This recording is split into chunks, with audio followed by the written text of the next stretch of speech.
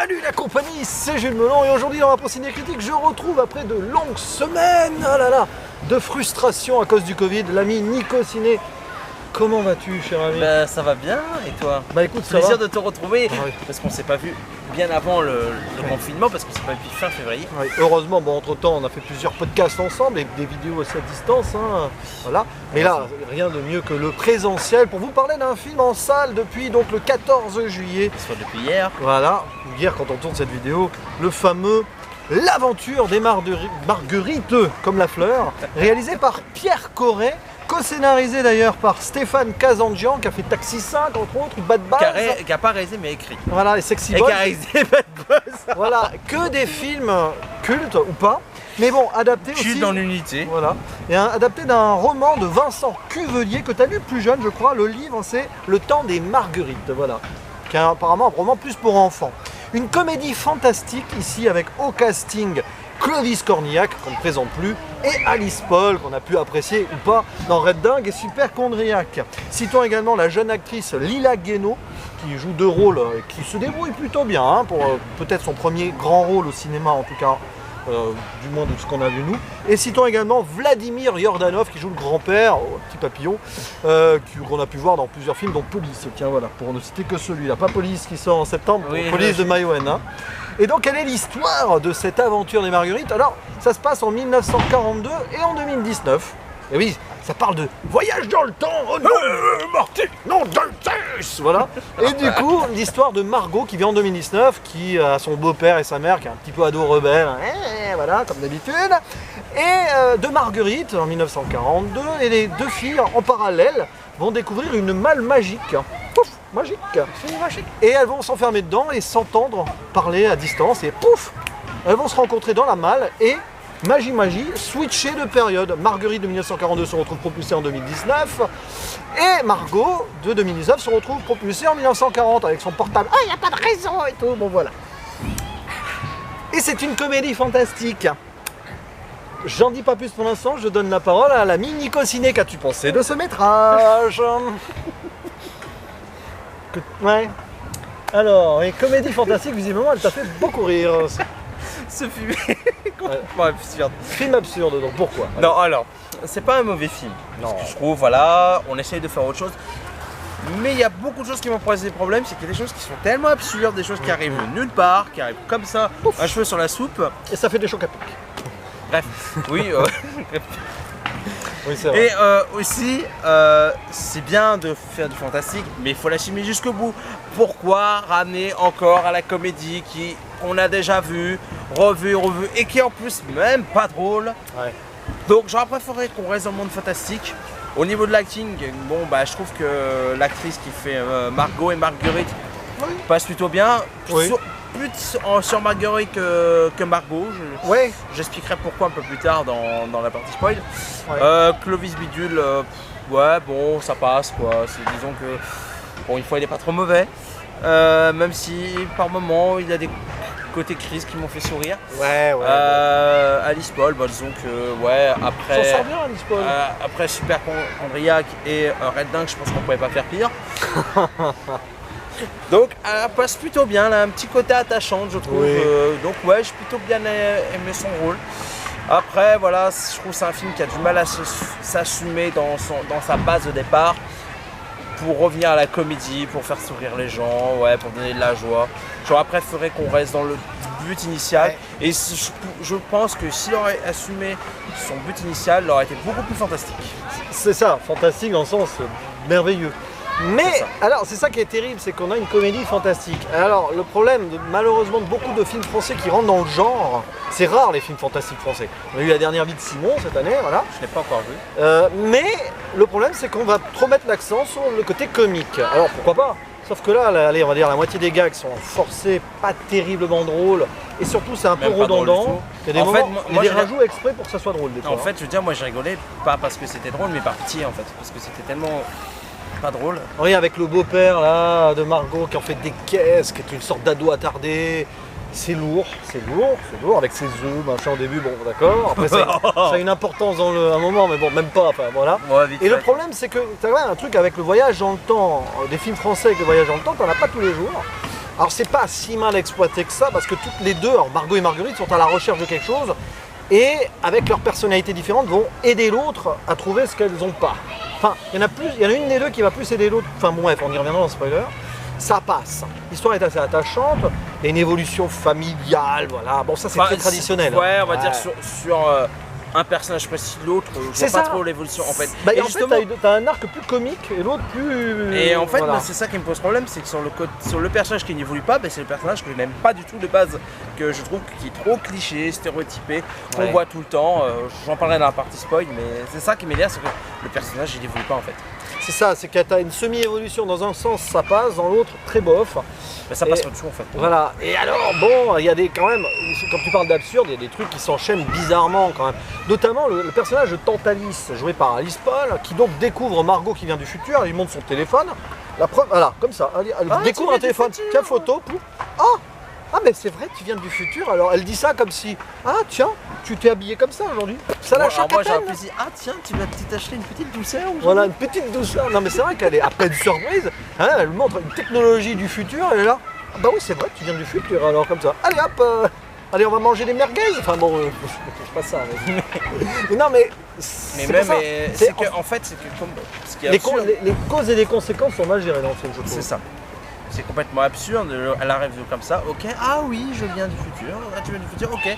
Ah bah tu sais quoi, je vais t'aider à revenir dans le présent. Ok. Oui, ça va être difficile, mais oui. Okay. Mais puis bon, bon après on en parlera en fait, c'est surtout, on en parlera partie, c'est les raisons comment ils vont revenir dans leur époque. C'est un problème. Mais je trouve que c'est complètement, mais tu te dis, mais ok, tout ça pour ça. Non, c'est surtout improbable, il y a plein de trucs où on voit que sur le plan scénaristique, le côté voyage dans le temps au changement d'époque est très mal géré parce que franchement, à leur place, moi je me serais inquiété de jamais rentrer, hein. D'une manière ou d'une autre. Ah mais en fait, ils font ça comme s'ils étaient sûrs de rentrer quoi. Oui, voilà. Et du coup, bah oui, on évolue les trucs, super, mais bon. Et puis, bon, et oui, l'humour autour du beau-père, bon voilà. T'as aussi le personnage du meilleur ami de Margot qui aimerait être plus, qui va finalement s'attacher aussi au personnage de Marguerite venue du passé. D'ailleurs, personnage qui est intéressant et qui est joué par l'acteur qu'on a vu dans Un vrai bonhomme, qui joue à peu près le même genre de rôle, qui se partage les secrets et tout. Oui, là. Bon, moi je trouve plutôt l'acteur, c'est... il n'y a pas son nom là. Mince, ils ont pas mis son nom. Bon bah c'est pas grave, c'est Nils quelque chose. Nils, son prénom, parce que là ils l'ont pas mis dans le casting, mais j'ai retenu son prénom, Nils. Et c'est dommage parce que bon, voilà, mais c'est un personnage qui est plutôt bien géré. Et en fait, il y a des petits trucs sur les relations humaines qui sont plutôt intéressantes, mais bon. Pour moi, les personnages les plus intéressants, enfin, où ils m'ont plus attaché, c'est le rôle d'Alice Paul et puis le gamin. Oui.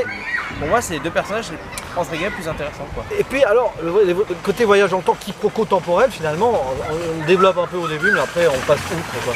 C'est ça, en fait, on met un prétexte, mais en fait, c'est juste un prétexte.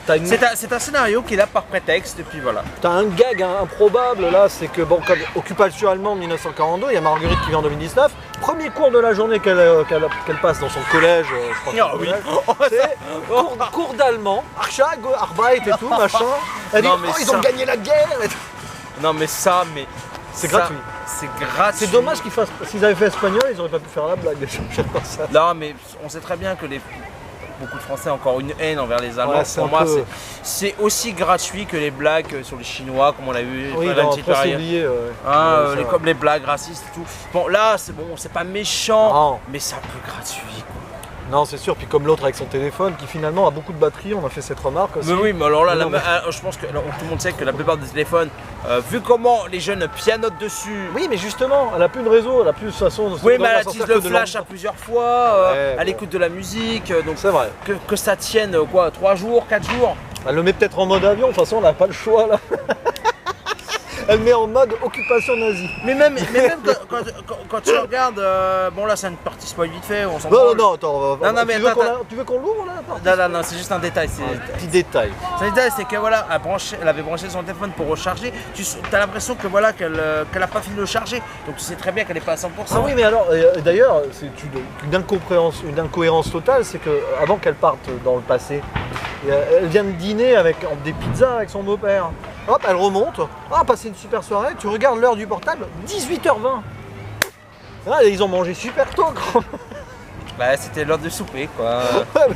Je sais pas, mais bon, ça m'a choqué son idée. Bah, c'est Ouais. vrai que. Bon. Moi, Bon, quand c'est un j'avoue, détail. quand j'étais môme, je dînais assez Mais bon, elle a tôt. quand même 13 ans, la gamine. Mais c'est vrai qu'à 13 ans, Parce on qu'attends, mangeait à quoi. 19h, quoi. Ouais. 19h30 pour max. Quoi. Mais Ouais, bon, là, voilà, c'est un 18 heures. détail, c'est un détail. Mais bon, C'est un détail, hein, je suis il suffit de désolé. bien régler l'horloge du téléphone, hein, mais bon, oui, bon, ils ont. Je pense qu'on va rentrer dans la partie spoil. Ouais, alors bon, partie spoiler. Alors déjà, première chose avant de faire la partie spoiler, il y avait un truc qui était intéressant aussi. C'est l'intro. On sait que ça va être un film fantastique, un peu magique. Et t'as une musique piano, on se croirait dans Harry Potter direct. Tu m'as fait cette remarque. Direct. Ah, Harry Potter. Voilà. Bon allez, attention. Spoiler. Bon alors, grosso modo, Margot, elle va dans le passé, un peu contrainte et forcée. Mais c'est surtout Marguerite, le personnage intéressant, donc qui vient dans le Mais je trouve que futur, le personnage de Marguerite est mieux développé. qui est à la Et- recherche de son père. Et moi je dis un truc tout de suite, comme ça c'est fait, qui m'a gêné, c'est le personnage de Margot qui est insupportable. Tout Bah, ça c'est parce qu'elle a un l'ado. beau père. Oui. Parce que, mais pourquoi forcément faut que l'ado, où il a les parents divorcés, elle soit insupportable. Parce que c'est des clichés. Et C'est on des- est dans ce cliché-là. J'en ai ras-le-bol de ce cliché. Par contre, ça permet à l'actrice de jouer deux personnages bien différents, donc elle montre un panel, c'est intéressant. Ouais, mais à la fin, voilà, comme j'y allais faut pas, elle revoit son pote, ouais, tête de nœud. Ouais, mais c'est vrai, alors- Elle a pas, la meuf, elle reste toujours une tête à claque. C'est le paradoxe incroyable, c'est que c'est Marguerite qui va dans le futur, qui va plus évoluer que Margot qui est dans le passé. Alors que dans la pourtant- logique des choses, elle aurait plus l'inverse. Pourtant, Margot, elle vit quand même l'occupation nazie, elle est prisonnière de guerre quand même, Margot, dans son passé. Et ouais, alors c'est improbable, elle va voler un avion, enfin, elle va, elle va quand même réussir à faire échapper tout le monde dans le camp de prisonniers. Hein. Bon, je veux bien, mais puis aussi ils volent des voitures, alors ça, il y a des trucs improbables dans ce film, c'est magique. Mais bon, en même temps, voilà. Hein, c'est Je veux un peu bien que ce ça. soit fantastique, mais là, c'est absurde, je sais pas. Alors, les deux ados en road trip. Je trouve en fait, ce qui me gêne, c'est exagéré. C'est pas parce que tu veux ton film fantastique qu'il faut aller dans l'excès. C'est comme le beau-père. Bon là on revient en 2019, qui retrouve Marguerite et donc le pote de Margot, qui s'appelle, je ne sais plus d'ailleurs dans le film. Bon bref. Et il les retrouve à Cora, comme ça en train de manger, mais c'est le hasard quand même. Hein. Il y avait une chance sur 1000 qu'ils retombent dessus, qu'ils les poursuivaient et tout. Mais bon, il fallait que ça soit une simplicité scénaristique. Oui, qu'il les retrouve. avec cette super scène super gênante. Oui, il y en a- Oui, avec il faut- le beau-père, il n'y en a plus qu'une. Oui. Non, mais avant qu'ils retrouvent le beau-père, ils font un petit concours. Ah oui, les concours d'euros, oh là là là là. Oui, il y a des blagues d'euros dans le film. Oui, il y avait une seule personne qui arrivait dans la salle, on était quoi, entre 10 et 15 dans la Mais ça salle. servait à rien en plus. Ben ça servait à rien, je voyais une personne rigoler, je fais, mais il y a encore des gens en 2020 qui rigolent sur l'héros.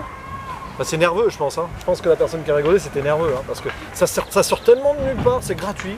Puis vous imaginez Marguerite qui a grandi dans les années 40, hop, elle découvre le coca, bon d'accord, et la première chose qu'elle va faire, c'est un concours d'euros. Mais je suis désolé, Bon. surtout que dans les années, elle a quand même appris des bonnes manières, je suppose. Oui, voilà. En plus, oui, elle vient quand même d'une famille, on voit.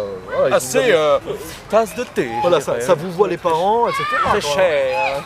Et alors, le truc qui est assez étonnant aussi dans cette histoire, j'ai oublié, j'allais dire quelque chose, mais c'est pas grave. Non, mais c'est que.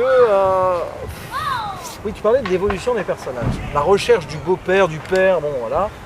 Mais les conséquences et les causes sur l'avenir et le passé. Parce qu'à un moment, Margot du futur rencontre Ernest Hemingway dans le passé, et c'est elle qui va inspirer le vieil homme et la mère. Oh, c'est drôle. Bon, pourquoi pas. Mais alors, sur le reste, elles sont où les conséquences? Genre, la tante Alice, elle va rencontrer, grâce à cette histoire, Marcel, qui est l'ancêtre du beau-père du futur, et ils vont être amoureux. Mais genre, quelle serait la conséquence sur le futur? On balaye ça, et à la fin, t'as la tante Alice du futur, qui a 28 ans en 1942. En 2019, elle est toujours en vie, t'as fait le calcul, 105 ans. C'est ça. Elle a l'air, mais alors en pleine forme. À mon Ouais, avis, mais- elle va pulvériser le record de Jeanne Calment. Elle. Mais surtout que elle fait moins de 150. Elle fait largement, elle doit faire quoi, 75, C'est une 80. pour moi, c'est ce que j'appelle ce genre de choses des facilités scénaristiques. Alors c'est de certaines paresses qui rentrent dans un côté absurde, fantastique que le film veut nous montrer. Bah, mais il y a des tu moments- commences le film un peu plus tard et puis voilà, au moins ça serait plus cohérent quoi. Oui, c'est surtout que c'est même malaisant parce que la tante Alice, 105 ans, est toujours là, mais alors on ne sait pas si la Marguerite qu'on voit, elle a survécu parce qu'elle aurait 80 et quelques. Elle. Mais c'est ça. 90. Mais non, on va même pas faire mention. D'ailleurs, elle pose même pas la question. Et où je suis maintenant dans le futur? Non, même pas. Ah, voilà. Non, en fait, il se pose pas des questions qui se poseraient. Tu vois, si tu allais dans le passé ou si tu allais dans le futur, tu poserais plein de questions, tu ferais plein de trucs dans le film. Mais on va prendre Non. un exemple. Tu prends par exemple Sacré. dans Alan Paris chez Jumanji, la première chose qu'il fait Oui. quand il croise des gens, c'est on est en quelle année? C'est ça. Bah, oui, bon là, en même temps, oui, elle Ça voit n'est- sur un journal. Simplicité, oui. C'est le grand-père qui lit un journal. Bon, Voilà. mais... Et l'autre, c'est la radio. Eh, bonjour, on est le 12 octobre 2019. 20 octobre 2019. La côte du président Macron est au plus bas, c'est ça en plus en jeu. Un petit message politique. Ah oui, c'est ça que je voulais dire. Le film tente quelque chose qui réussit au tiers, je veux dire même pas à la moitié, c'est d'insuffler une tonalité féministe, de la femme libérée. Parce que évidemment Marguerite en 1942... Elle a été délivrée libérée, délivrée. C'est l'archétype même avec Tante Alice de la femme qui doit rester au foyer et tout. Et elle apprend dans le futur que les femmes peuvent être libérées. Bah, tu vois ce que je veux dire. D'ailleurs, c'est le pote de Margot qui lui dit « Oui, aujourd'hui, une femme va pouvoir aller embrasser un garçon. Et même un garçon, une fille, une fille. » Et ça aussi, c'est balancé, mais pouf, c'est balayé très vite et on oublie. Le côté féminin, ils sont là à la fin, un petit peu. Mais voilà, c'est dommage. C'est pour faire un phénomène de mode, encore une fois. Ça sert à rien. Le film aurait dû plus s'axer là-dessus et sur le côté fantastique, avec plus de questions sur le rapport avec le temps, les causes et les conséquences. Mais non, ils ont voulu faire une comédie avant tout.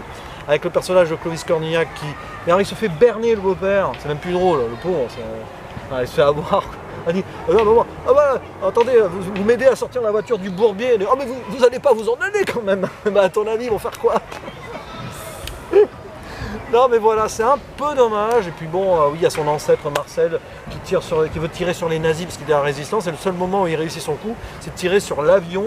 Comme par hasard. D'ailleurs, l'avion qui s'écrase, mais on ne sait pas ce qui se passe après. Ils sont tous indemnes. Hein. Ben oui, Ça sauf que, aussi. ah si, sauf Tante Alice qui a le bras. Oui, mais alors, le truc, on voit de la fumée, mais alors, indemne. Normalement, dans la logique des choses, que ce soit en 2019 ou en 1942, normalement, on crève.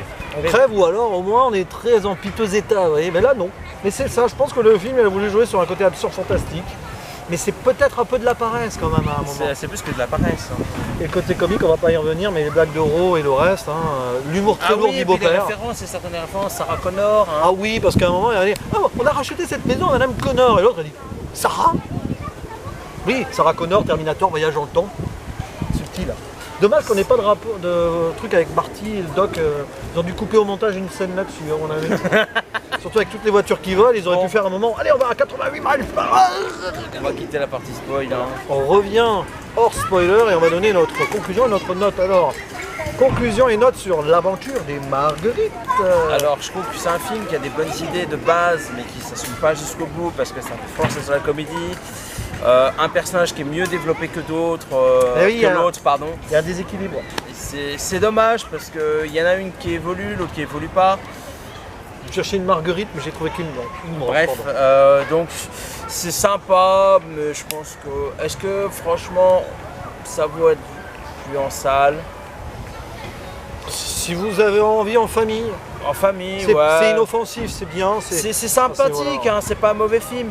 Mais ce qui, moi, ça m'énerve, c'est qu'on force sur certaines choses qui sont pas subtiles et qui n'ont même pas besoin d'être là, quoi. Donc, je vais mettre un petit 6 sur 10 parce que j'ai pas détesté, mais pour moi, ça va pas assez loin. L'effet comique qui est trop forcé. Et trop mis en avant.